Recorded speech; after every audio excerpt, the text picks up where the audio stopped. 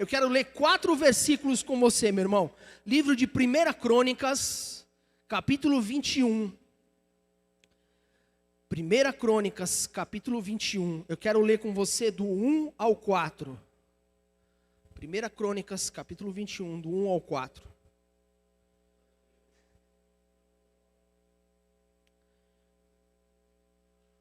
Vai ter aí também, né, Sá? Então nós vamos ler aqui Se você tem a sua Bíblia na mão, mantenha aberta. Mas eu quero ler aqui na versão, é a fiel, né, Sá? É a fiel.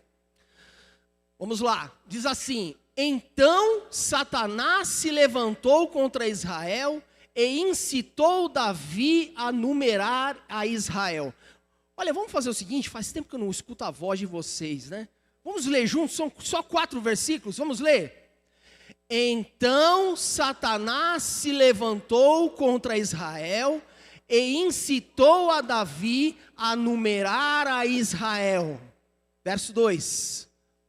E disse Davi a Joabe e aos maiorais do povo: Ide, numerai a Israel, desde Berseba até Dan, e trazei-me a conta, para que saiba o número deles. Verso 3.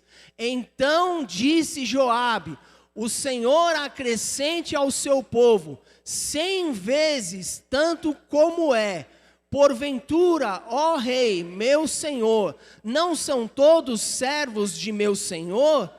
Por que procura isto a meu senhor? Por que seria isto causa de delito para com Israel? Agora o 4º e último.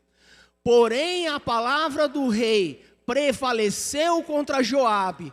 Por isso saiu Joabe e passou por todo Israel, e então voltou para Jerusalém. Senhor nosso Deus, nosso Pai, bendito seja o teu santo nome, ó Pai. O teu nome precioso, que qual os arcanjos, os querubins, clamam: Santo, Santo, Santo é o Senhor. Que o teu nome seja exaltado nesta manhã, se cale toda a carne, ó Pai. Alimenta o teu povo, ó Pai, que não é meu, Senhor, não é dos pastores desta igreja, mas são as tuas ovelhas, Senhor. Alimenta, Senhor meu Pai, com o pão puro do céu, ó Pai. É isso que nós te pedimos, em nome de Jesus. Amém. Essa passagem é uma passagem complicada, difícil, polêmica. Muita gente pula textos assim quando está estudando a Bíblia, porque trata-se de temas não muito agradáveis quando a gente vai falar a respeito, né, do juízo de Deus, da dor.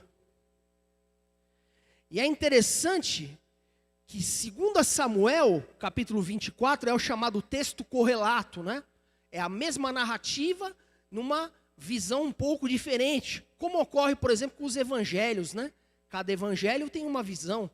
Por aí você logo vê que a Bíblia é realmente autêntica.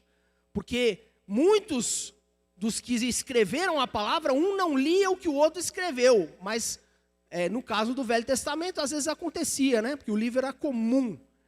Um livro era o livro oficial do reino, o livro das crônicas, ou seja, da cronologia daquilo que acontecia no reino de Israel. E o outro, o livro do profeta Samuel, né? Que nem tudo está escrito do profeta Samuel, foi o profeta Samuel mesmo que escreveu. Alguns deram continuidade, mas no nome dele. Então, quando nós lemos o mesmo texto correlato em 2 Samuel, no capítulo 24, vai dizer que Satanás, né, não vai mencionar Satanás, nesse texto aqui, aliás, em 1 Crônica diz: então Satanás se levantou, mas lá em Samuel não fala que é o Senhor que incitou. E agora? Como é que fica? Satanás, será que ele cumpre muitas vezes o propósito que Deus quer fazer com que ele possa cumprir? Será que Deus, quando via a vida de Jó caído lá, quando Deus imaginava Jó no pano de saco e cinza. Tudo porque Satanás intentou contra a vida dele. Será que Deus lá na frente já não enxergava a vitória de Jó? O diabo vem para trazer a destruição, para trazer a morte. Mas até muitas vezes a astúcia de Satanás, Deus usa para a sua glória. Para corrigir o seu povo. E não é porque ele não ama. Ele ama e ama muito, maior amor do que qualquer um de nós poderíamos imaginar. Mas ele dá a chance da remissão, dá a oportunidade do seu povo se redimir das suas falhas. Aqui nós vemos então um exemplo claro de Deus usando o ardil daquele que é o inimigo das nossas almas para nos corrigir, para debaixo da sua permissão o Senhor glorificar o seu santo nome. No mesmo capítulo de 1 Crônicas 21:2 vai dizer: e disse Davi a Joabe e aos maiorais do povo: ide, numerai a Israel desde Berseba até Dan, e trazei-me a conta para que saiba o número deles. Essa expressão, Berseba até Dan, é equivalente ao nosso do Oiapoque ao Chuí, né? De cabo a rabo, de uma ponta lá do norte até o sul, né? Interessante, eu tenho sido muito abençoado para a aula dos jovens aí, viu? Que você que é jovem participe. Coisa linda esses jovens têm feito, né? Quando a gente vê a aula deles ali, eles colocam online lá, põem mapas e tudo mais e tal. E eu estava lembrando, né, de quando Jacó chega em Berseba e ele dá o nome e tudo, e aqui eu estudando eu lembrei, né? Então, se você tem aí, por exemplo, aí o seu filho que não está assistindo a aula, né, está perdendo muito, está sendo muito abençoado, viu, Saulo? Você sabe disso, né? Eu sempre elogio, mas é porque realmente a Bíblia diz: a quem honra, honra, né? E esse trabalho tem sido maravilhoso. Então, glória a Deus. Joabe, o comandante do exército, é chamado para fazer a contagem. Ou seja, ele estaria contando o quê? O comandante do exército foi contar o quê? O comandante do exército foi fazer uma contagem militar. Não haveria problema nenhum de se fazer um censo. Censo era feito a todo instante. O censo ainda é feito nos dias de hoje. Temos aí o IBGE, Instituto Brasileiro de Geografia e Estatística, né? Minha irmã já trabalhou no IBGE, né? Eles fazem, né, de tempos em tempos aquela contagem. Esse ano deveria ter, foi cancelado por motivos óbvios, porque o entrevistador ele tem que ir até a casa da pessoa e colher as informações. Mas censo é feito realmente a todo instante. Um decreto de César Augusto, por exemplo, foi usado na época do nascimento do Messias, de que cada um deveria ir para a sua cidade de origem e ali apresentar-se aqueles que estavam fazendo a contagem. Então, de modo que o próprio Deus utilizou, olha aí Deus utilizando novamente, né?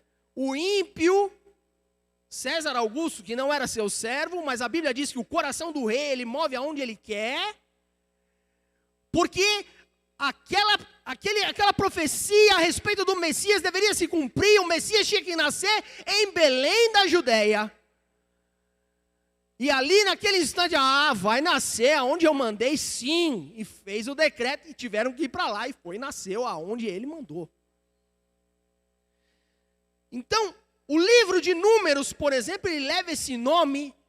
Nós, pelo menos, o conhecemos com esse nome. Na Bíblia hebraica, o nome é no deserto, né? Os nomes na Bíblia hebraica mudam um pouco, né? Porque, obviamente, o nome está escrito em hebraico, mas o significado, né, não é o mesmo, né? como por exemplo o Gênesis, né? Que se eu não me engano, é Bereshit, né? Que tem a ver mais com a criação e não, né? A palavra Gênesis também significa princípio, né? Tem um significado similar. Mas enfim, o livro de Números leva esse nome por conta da contagem geral que foi feita em Israel. E no próprio livro de Números, nós vemos que existe um critério para a contagem militar. Números capítulo 1 diz assim: falou mais o Senhor a Moisés no deserto de Sinai, na tenda da congregação, no primeiro dia do segundo mês, no segundo ano da sua saída da terra do Egito, dizendo: toma a soma de toda a congregação dos filhos de Israel, segundo as suas famílias, segundo a casa de seus pais, conforme o número dos nomes de todo homem, cabeça por cabeça, da idade de 20 anos para cima, todos os que em Israel podem sair à guerra, a estes contarei, segundo os seus exércitos, tu e Arão. Então, qual seria o pecado de Davi nesta passagem? Se contar o povo era uma atribuição do rei, por que então Joabe ficou tão preocupado com a ordem do rei? Então disse Joabe, em 1 Crônicas 21:3, então disse Joabe o Senhor, o Senhor acrescente ao seu povo 100 vezes, tanto como é porventura, ó meu rei, não são todos os servos do meu Senhor?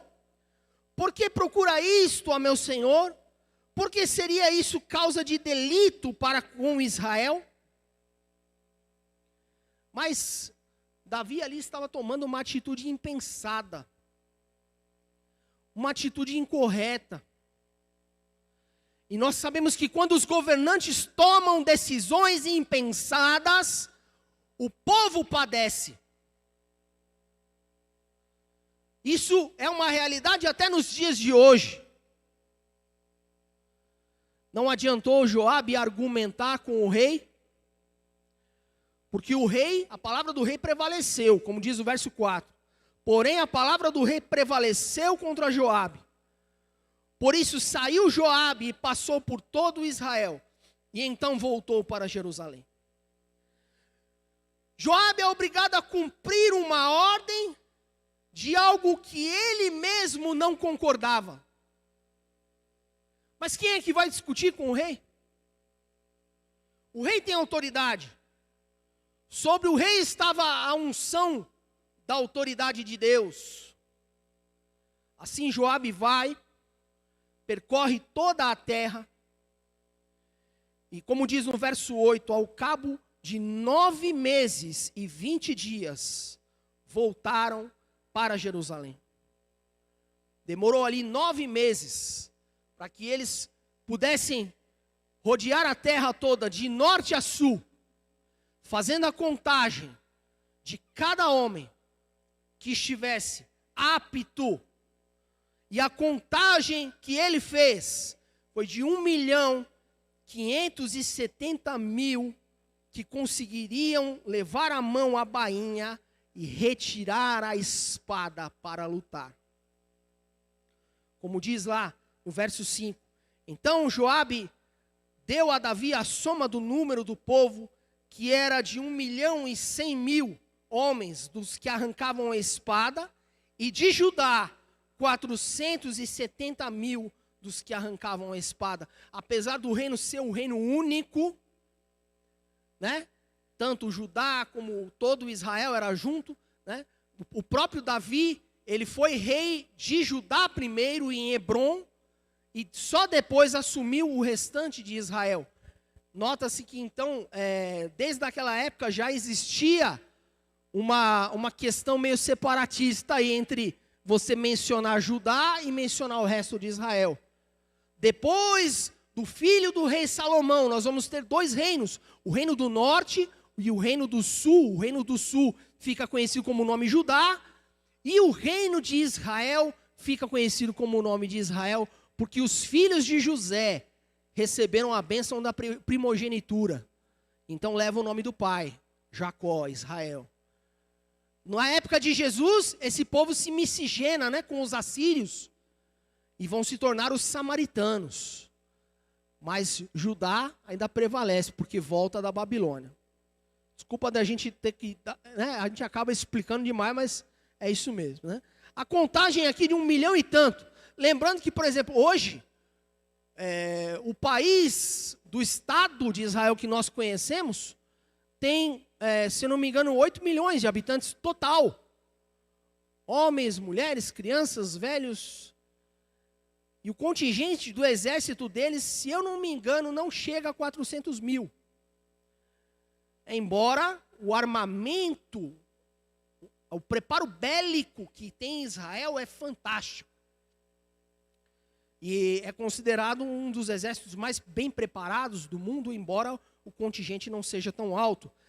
Mas, na verdade, todo israelita é um membro do exército, né? Eu estou dizendo da ativa, né? Porque todo homem e mulher é um soldado de Israel. Mulher também segue o serviço obrigatório lá em Israel, né? Faz treinamento e tudo. Aquela atriz conhecida lá, a Mulher Maravilha, Gal Gadot, né? Ela tem, mostra lá que ela também participou do treinamento, né? Todos esses, lá não tem filho de famoso, não tem nada disso. Todo mundo participa lá do exército. Enfim, na época de Israel aqui não era assim. Na época aqui tinha critério diferente. Quando vai falar aqui, tem uma idade específica. E ele vai fazer a contagem, Joabe, e ele não conta, como diz no verso 6, porém, os de Levi não contou entre eles, porque a palavra do rei foi abominável a Joabe. Não contou nem levitas e nem benjamitas. Ele ouviu aquilo e falou, isso é um absurdo. Eu vou cumprir, mas não vou cumprir tudo não, porque o rei está louco. Quer trazer juízo sobre Israel. Ele quer alistar os levitas para a batalha, para pegar em espada. Levita que foi consagrado ao Senhor, que é para estar no templo, que é para servir ao Senhor. Ele quer pegar o levita, e se o levita morre, como é que fica a adoração no templo? E aí ele não contou o levita. E nessa contagem também, ele não contou os da tribo de Benjamim, também por um outro motivo, que quando você vai ler no livro de Juízes, lá pelo capítulo 21, você vai ver que teve uma guerra civil entre os israelitas, e os benjamitas foram praticamente exterminados, a ponto deles terem que correr atrás de mulheres, para que os benjamitas pudessem continuar ainda a sua descendência. A tribo quase se extinguiu. Choraram, disseram, acabamos com uma tribo. E o remorso que foi grande, porque eu não sabia de onde ia vir o Messias. E se o Messias estava prometido para a tribo de Benjamim? E aqueles homens, pelo amor de Deus, vamos consertar isso agora, foram atrás de tentar fazer com que a tribo pudesse procriar e crescer novamente. E agora Joabe, sabendo de tudo isso, ele vai dizer, não vou contar os benjamitas, já são poucos. E se o Messias vai vir de lá, vai morrer os benjamitas, cadê a nossa promessa? Joabe não contou. Não vou contar. Nem benjamita, nem levita. Mas o que havia de errado nessa contagem, como diz lá, quando nós lemos em 1 Crônicas, capítulo 27, um pouco mais à frente, né? 1 Crônicas 27, verso 23. Mas o que havia de errado nessa contagem? Não tomou, porém, Davi, o número dos de 20 anos para baixo, porquanto o Senhor tinha falado que havia de multiplicar a Israel como as estrelas do céu. Essa promessa havia sido feita para Abraão. Joabe, filho de Zeruia, tinha começado a numerá-los, porém não acabou. Porquanto viera por isso grande ira sobre Israel, assim o número não se pôs no registro das crônicas de Davi. O pecado de Davi foi de mandar contar abaixo da idade permitida para o exército, de 20 anos. Era a idade do alistamento. Davi mandou contar tudo. Se um jovem adolescente pudesse sacar a mão à espada e retirar a espada da capa para lutar, que assim seja, ia ser pertencer ao exército. Aquilo pareceu estranho aos ouvidos de Joabe, porque ele conhecia a lei. O Senhor havia determinado lá atrás 20 anos para cima. Mas ele havia dito: Joabe, conte tudo. Conte os levitas, conte os benjamitas. Se puder tirar a espada da capa, então eu quero saber, não importa a idade. Como diz, o nosso Senhor se importa com as crianças. O nosso Senhor se importa com os pequeninos. Naquele ato de loucura, Davi estava querendo colocar os jovenzinhos ainda muito novos para a batalha. Mateus 18 vai falar a respeito de como Jesus se comportava com as crianças. Naquela mesma hora, Mateus 18, naquela mesma hora chegando os discípulos ao pé de Jesus dizendo: quem é o maior no reino dos céus? E Jesus, chamando um menino, o pôs no meio deles. Chamou um menino e pôs no meio deles. E disse: em verdade vos digo, que se não vos converteres e não vos fizeres como meninos, de modo algum entrareis no reino dos céus. Portanto, aquele que se tornar humilde como este menino, este é o maior no reino dos céus.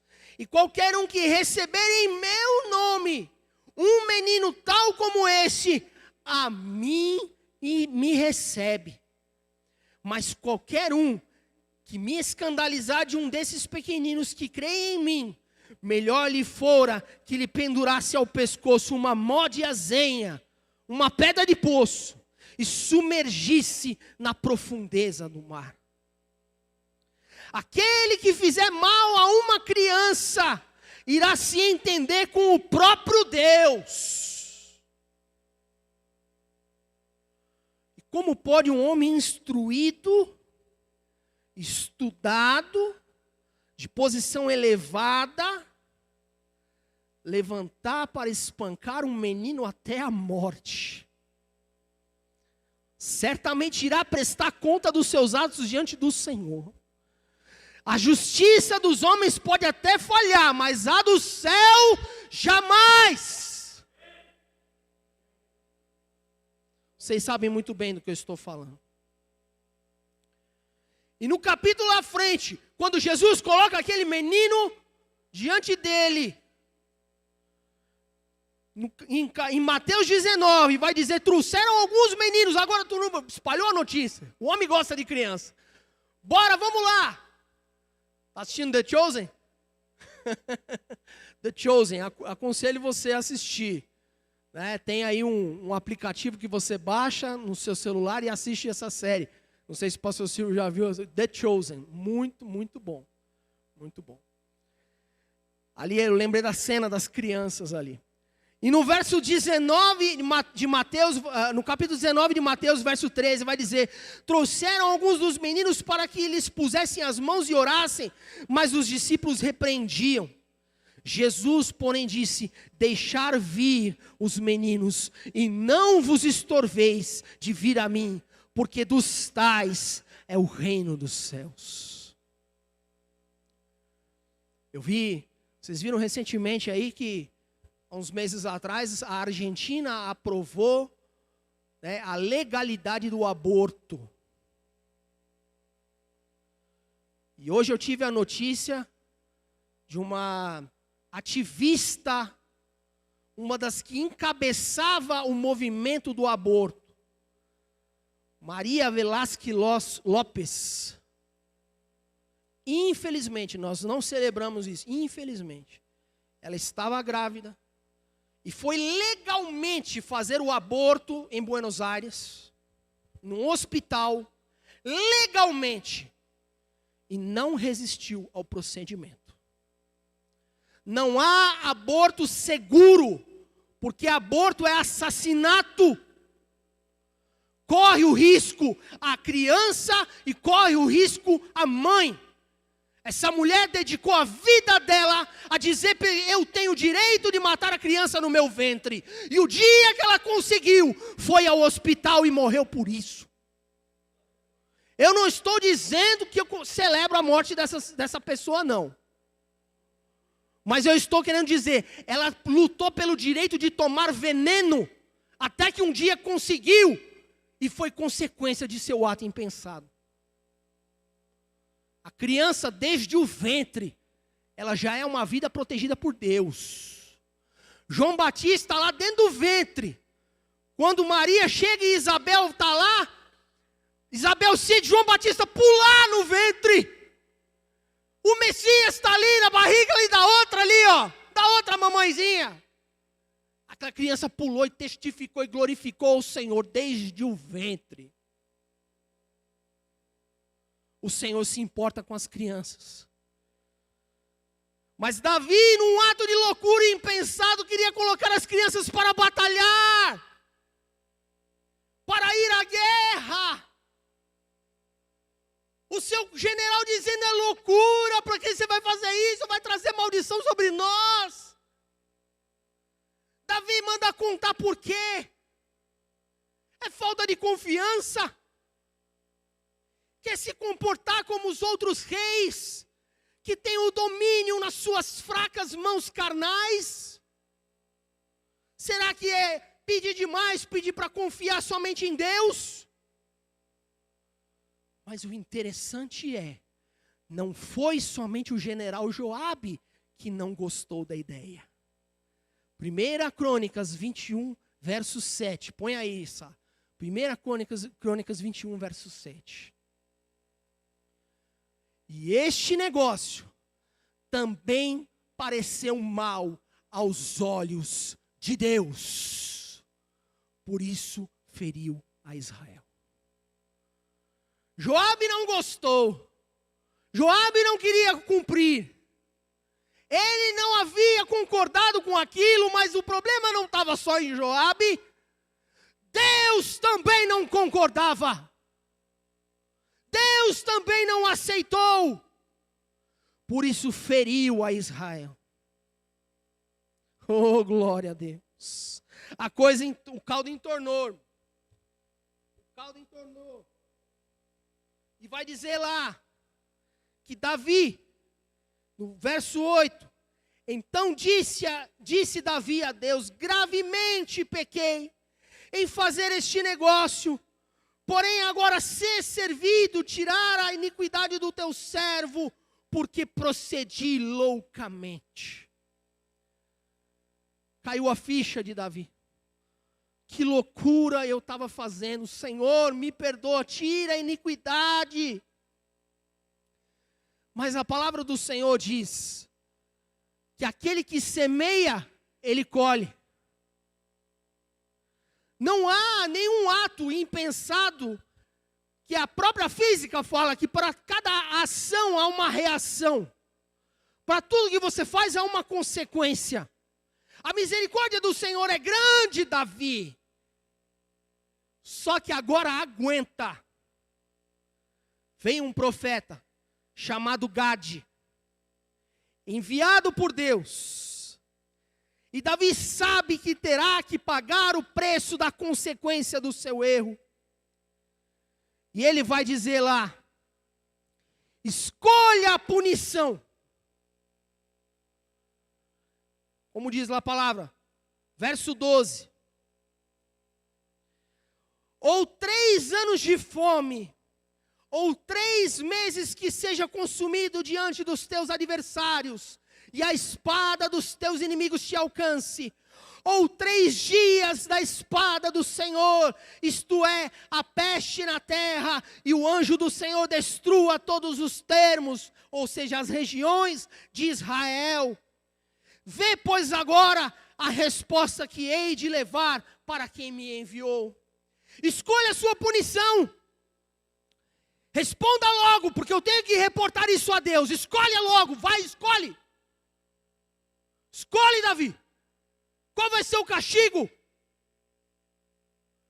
3 anos de fome, 3 meses de guerra, ou 3 dias de praga. Porém, Davi volta de novo a ser aquilo que a gente esperava dele, né? O homem segundo o coração de Deus. Ele caiu, mas levantou. E naquela escolha, o homem segundo o coração de Deus vai pesar na balança aquilo que é melhor. E ele escolheu e agiu com nobreza. Porque se tivesse escolhido a guerra, já havia sido dito que Davi pessoalmente não poderia mais ir à batalha. Ele estaria sacrificando a vida dos soldados no seu lugar. Se tivesse escolhido a fome, a sua riqueza teria assegurado um sustento dele e sua família. E ele talvez não sentiria também. Mas Davi escolhe estar nas mãos de Deus, onde há misericórdia. Verso 13. Então disse Davi a Gade: estou em grande angústia, caia eu, pois, nas mãos do Senhor, porque são muitíssimas as suas misericórdias, mas que eu não caia na mão dos homens. Se passar pela prova é inevitável, escolha passar com Deus. Se não tem como queimar ou pular etapas da vida, escolha passar por elas junto de Deus.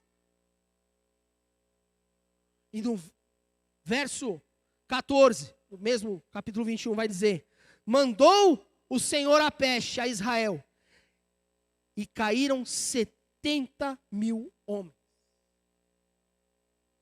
70.000 homens. E Deus mandou um anjo a Jerusalém para a destruir. E destruindo ele, o Senhor olhou e arrependeu-se daquele mal e disse ao anjo destruidor: basta, retira a tua mão. É o Senhor que tem o controle. É o Senhor que diz: agora executa a minha ira, agora basta. Agora aplica a minha palavra, agora chega. É Ele que acalma o mar e a tempestade e diz: shh, aquieta. Estou lendo um livro, chama-se Coronavírus e Cristo, do pastor John Piper. Em um dado momento ele conta a história de Henry Martyn, missionário na Índia e na Pérsia, que morreu de peste, assim como o coronavírus, quando ele tinha 31 anos, em 16 de outubro de 1812. E escreveu o seu diário em janeiro de 1812, dizendo assim: ao que parece, o presente ano será mais perigoso do que qualquer outro que eu tenha visto.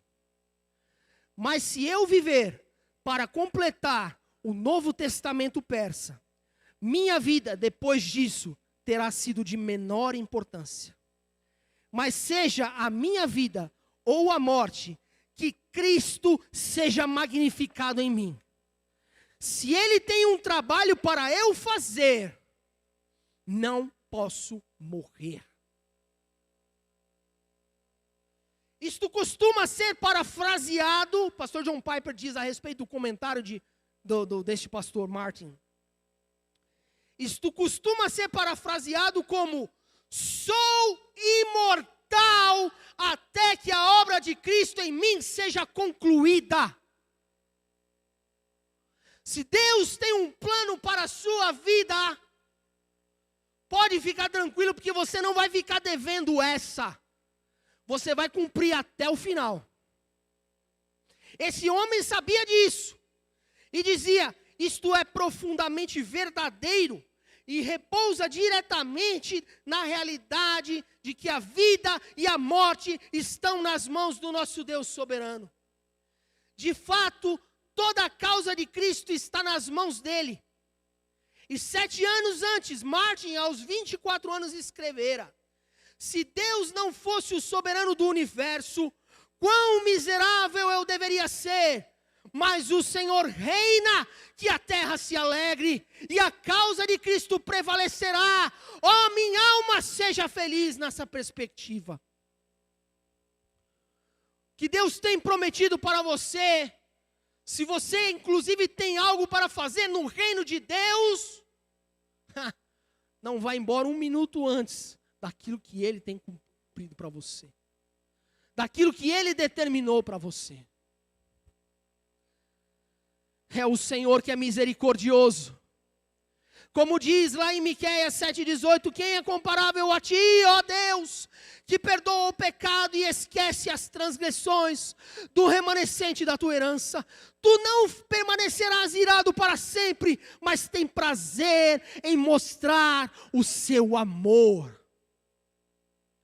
Lamentações 3,22 vai dizer, a graça e o grande amor do Senhor é que não somos consumidos, pois as suas misericórdias são inesgotáveis. E agora Davi reconheceu o seu erro. Davi chamou a misericórdia de Deus para si. Eu não quero cair na mão do homem, eu quero na mão de Deus.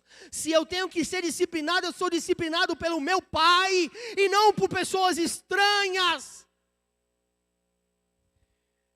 Disse Davi a Deus, verso 17. Não sou eu que disse que contasse o povo? Não sou eu mesmo que pequei e fiz muito mal?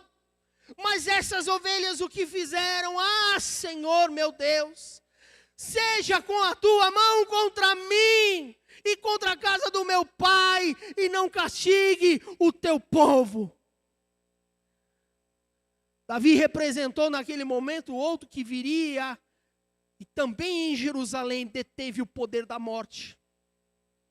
O que Davi não sabia é que era o Cordeiro de Deus, na eternidade antiga, já havia intercedido pelo povo, quando Deus decide enviar o seu Filho amado em carne para morrer em nosso lugar, recebendo em si mesmo o castigo pela transgressão dos que foram comprados pelo seu sangue. E Jesus até hoje ainda intercede diante do Pai. Até hoje, Jesus ora por você. Das 3 pessoas da Trindade, o Espírito Santo geme com gemidos inexprimíveis por você. E Jesus ainda intercede por você, como diz Hebreus 7,25. Portanto, Ele é capaz de salvar definitivamente aqueles que por meio dEle se aproximam dEle, pois vive para sempre para interceder por eles.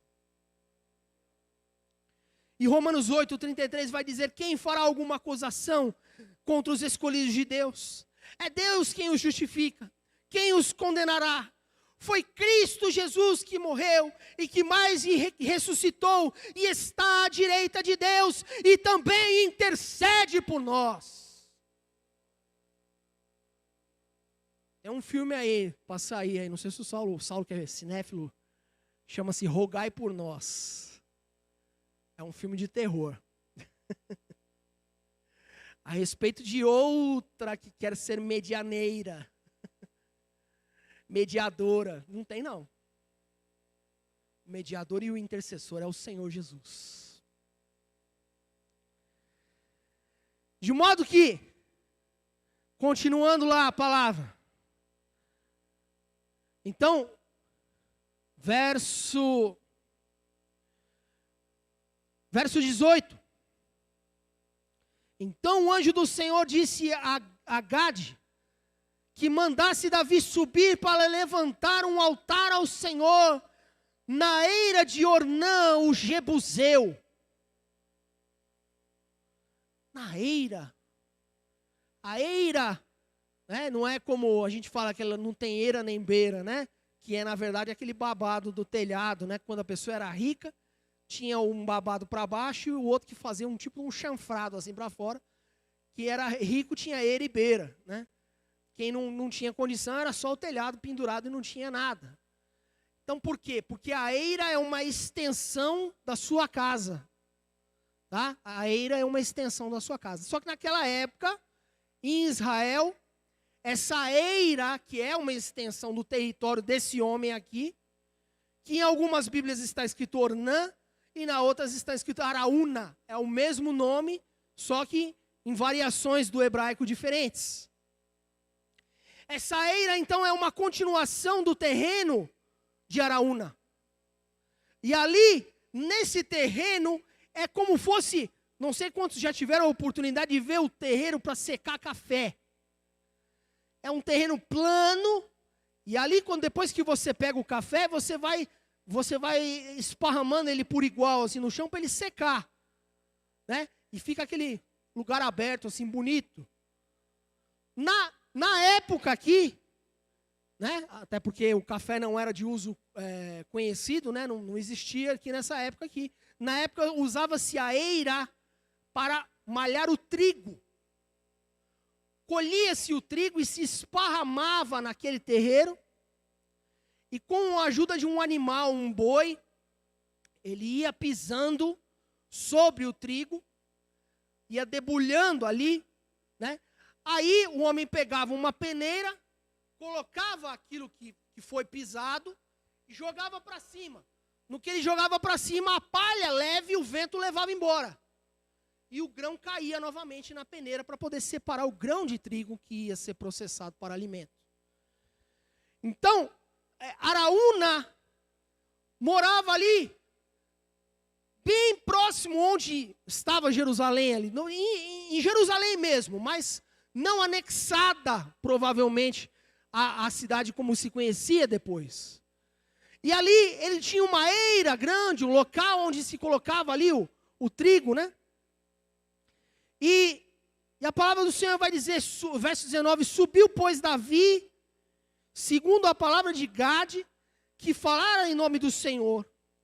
Virando-se Ornã, viu o anjo e esconderam-se os seus 4 filhos que estavam com ele. Ora, Ornã, que estava debulhando o trigo, quando viu Davi, vinha chegando a Ornã, e esse olhou e viu, e saindo da eira, se inclinou diante de Davi, com o rosto em terra, e disse Davi a Ornã, dá-me este lugar da eira, a fim de edificar nele um altar ao Senhor, para que cesse a praga sobre o povo. Dá-mo pelo seu devido valor. Olha só o que acontece aqui. Eu preciso só de um pedacinho da sua terra aberta, descampada, que você usa para malhar o trigo. É um pedaço pequeno, eu preciso fazer um altar nele. Mas você vai me vender esse pedaço de terra. Eu vou pagar o preço. E então disse Ornã a Davi, tome, ó rei, meu senhor, para si, e faça dela o que lhe bem parecer. Eis que dou os bois para o holocausto, e os trigos para a lenha, e o trigo para a oferta de manjares, dou tudo. O homem sabia que estava tendo uma pandemia. O homem sabia que estava morrendo todo mundo ali. A coisa estava feia, daqui a pouco aparece o rei, ele vê o anjo da morte chegando. Ele sabe que é real. Os filhos dele correm para dentro da casa, se escondem de medo. Daqui a pouco aparece o rei com toda a sua comitiva. E aí ele chega e fala assim, rapaz, eu vou ter que te dizer uma coisa. Deus mandou eu erguer um altar aqui no quintal da tua casa. E nesse altar eu vou queimar uma oferta suave e agradável ao Senhor, para que pare com essa pandemia. O Senhor já me prometeu que é queimar, aqui parou. O homem chegou e falou assim: meu rei, é tudo teu. Pega, é teu, eu dou a lenha, eu dou o animal para queimar, eu dou o trigo para oferta de cereal. Faz o que quiser, para com essa matança, daqui a pouco morre eu, morre meus filhos. Faz o que o Senhor quiser, aqui é tudo teu. E o que Davi responde? Não tomarei o que é teu para o Senhor. E daí a gente tira uma lição, que há uma máxima, baseada em Provérbios 3:9, que diz: honra o Senhor com os teus bens. Quem possui uma religião que não custa nada, tem uma religião que não vale de nada. Ninguém estimará as recordações de Deus se não lhe custarem nada. Se a oferta de Ornã, de Araúna, tivesse sido aceita, teria sido o sacrifício dele e não de Davi. E esta oferta também não teria atendido aos propósitos de afastar o desagrado do Altíssimo. Quem pecou foi Davi e não Ornã. Portanto, Davi deve oferecer o sacrifício. Davi paga um preço pelaquele lugar. Diz lá, verso 24. Tornou o rei Davi a Ornã: não antes pelo seu inteiro valor o quero comprar, porque não tomarei o que é teu para o Senhor, nem oferecerei holocausto que não me custe nada. Davi deu a Ornã por aquele lugar a soma de 600 ciclos de ouro. Edificou ali um altar ao Senhor e ofereceu nele holocaustos e sacrifícios pacíficos, e invocou o Senhor, ao qual lhe respondeu com fogo do céu sobre o holocausto. Deus muda a situação errada de Davi em bênção, mostrando a ele o local exato aonde deveria fazer o quê? Muitas vezes a gente não se atenta.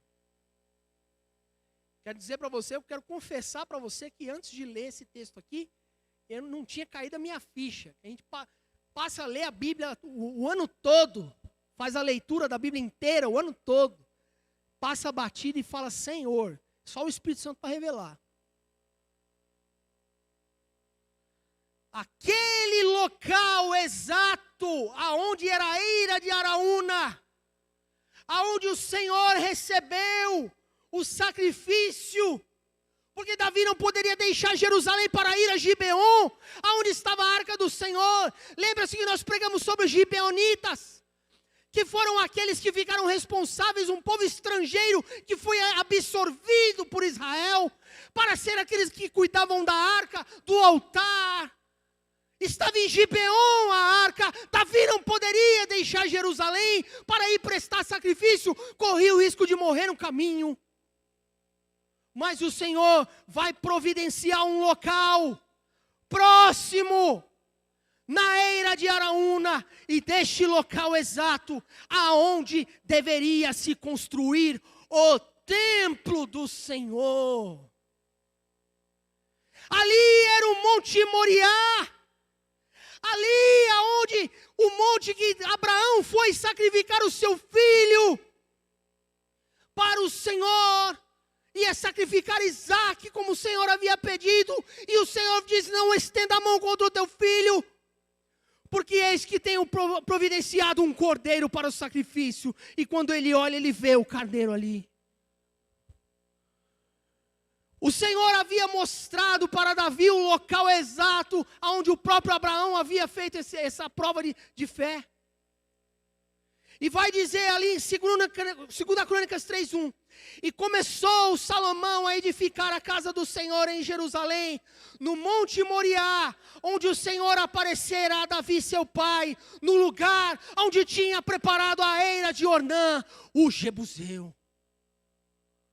O templo de Salomão, o grandioso templo suntuoso, e o local onde haveria de ser o Santo dos Santos, estava no quintal daquele homem. E Davi não saberia se não tivesse vindo uma pandemia para ele tentar deter. Através de uma pandemia, através de uma doença, de um erro que Davi cometeu, o Senhor transformou em bênção e vai dizer aqui o Santo dos Santos. Todas as vezes, você sabe aquele cântico? Cada vez que a minha fé é provada, tu me dás a chance de crescer um pouco mais. Eu tenho crescido tanto nesse tempo, irmão. Eu tenho me achegado tanto diante de Deus, que é nojo de pecar, é chegar perto do Senhor, é o compromisso com o Senhor, e nós temos nos achegado cada vez perto do Senhor, cada vez mais, e eu fico me perguntando, será que não era plano de Deus tudo isso que aconteceu? Equipe de louvor, se puder já ir se posicionando aqui, por favor. Nós estamos encerrando. Diz assim que o nosso Deus é especialista em tornar o caos em bênção. Através da sua palavra Ele ordena e o mundo se transforma. A terra sem forma e vazia, perfeitamente formada diante dEle através da sua palavra. Mas Jesus é aquele que pagou o preço por nós. Jesus é aquele que foi pisado na eira para ser o pão da vida. Jesus é quem detém o anjo da morte. Jesus é quem dá acesso ao Santo dos Santos, no local exato, onde Deus ouve e responde às nossas petições. Aleluia. Em Jerusalém, naquela mesma cidade, o próprio Deus ergue o seu Filho como um altar, para que todos vejam, e ali vence de uma vez por todas a morte, que agia na doença do mundo, que é o pecado. Que altar você tem erguido na sua vida? Como você espera terminar esta pandemia? Eu digo a você, limpe a eira, pague o preço do joelho dobrado, o preço de alimentar-se da palavra de Deus, de buscar a face de Deus. Erga o altar do Senhor na sua vida e ofereça a sua vida em sacrifício vivo e agradável ao Senhor. O Senhor tem mais coisas para te mostrar do que somente essa vida vã pode oferecer. Além do que a vista alcança, torne a sua vida um altar queimando. Um altar ali que possa queimar tudo que há errado, tudo que o Senhor não se agrada, tudo aquilo que o Senhor não quer para a tua vida, que possa evaporar diante de Deus, mas que possa subir a tua oferta como um sacrifício vivo e agradável diante do Senhor.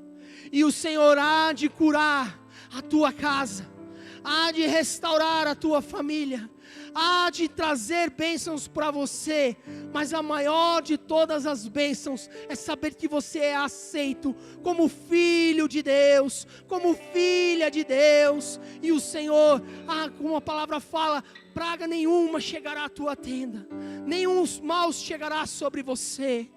Oh Senhor, em nome de Jesus, nós clamamos, ó Pai, faz do nosso coração um altar, ó Pai. Oh Pai, que o Senhor possa receber, ó Pai, a nossa adoração com um cheiro suave e agradável. Oh Senhor, meu Pai, diante da Tua presença, Senhor. Coloca, Pai, sobre nós, ó Pai, o óleo da Tua unção, ó Pai, para curar, ó Pai, as nossas vidas, ó Pai, das feridas, ó Pai, que o mundo traz, ó Pai. Oh Senhor, meu Pai, da situação, ó Pai, em que vivemos, ó Pai, sabendo, ó Pai, que o Senhor tem cuidado de tudo, ó Pai. Nós te louvamos e te adoramos, em nome de Jesus. Amém. Glória a Deus. Glorifica ao Senhor. Aleluia. Aqui eu vim para dizer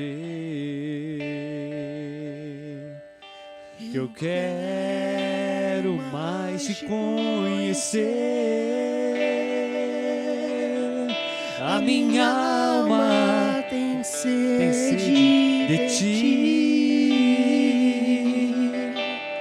Ó Espírito Santo, estou aqui. Aqui eu vim para dizer que eu quero mais te conhecer. A minha alma tem sede de ti.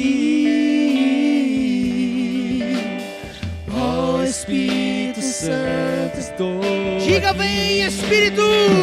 Vem Espírito de Deus, vem Espírito de Deus, o meu coração é o teu altar.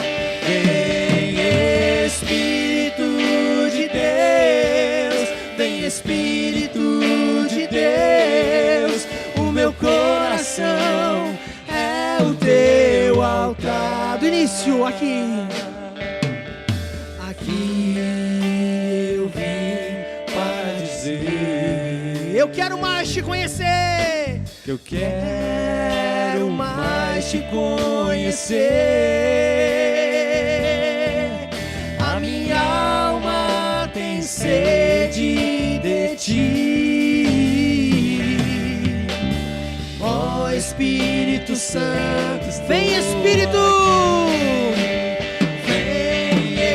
Espírito de Deus, vem Espírito de Deus, o meu coração é o teu altar. Vem Espírito de Deus, vem Espírito de Deus, o meu coração é o Vem Espírito!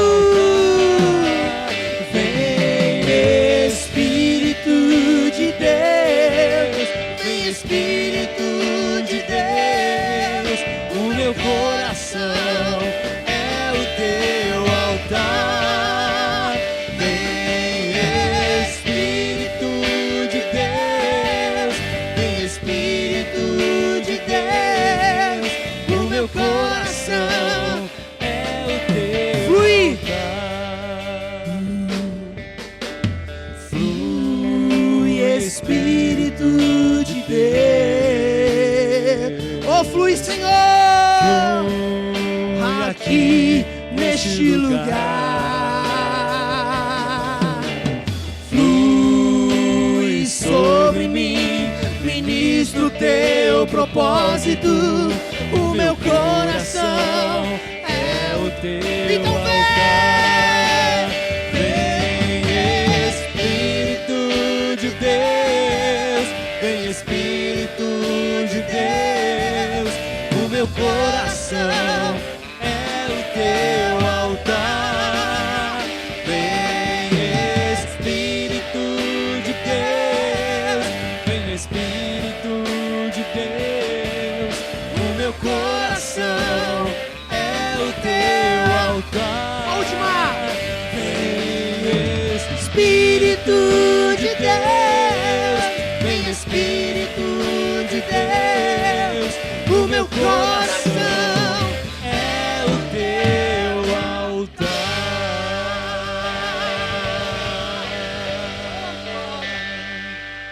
Aleluia! Oh, faça da tua vida um altar vivo ao Senhor. Obedeça o mandamento do Senhor. O Senhor diz: erguei um altar para mim. Que esta eira do teu coração tenha um altar queimando, e toda praga há de cessar em nome de Jesus sobre a tua vida. Oh, aleluia. Amém, amém, pastor Silvio. Aleluia. Que o amor de Deus, a graça de nosso Senhor Jesus Cristo e as doces consolações do Espírito Santo de Deus esteja convosco hoje e para sempre, em nome de Jesus. Amém. Deus abençoe a tua vida. Glória a Deus.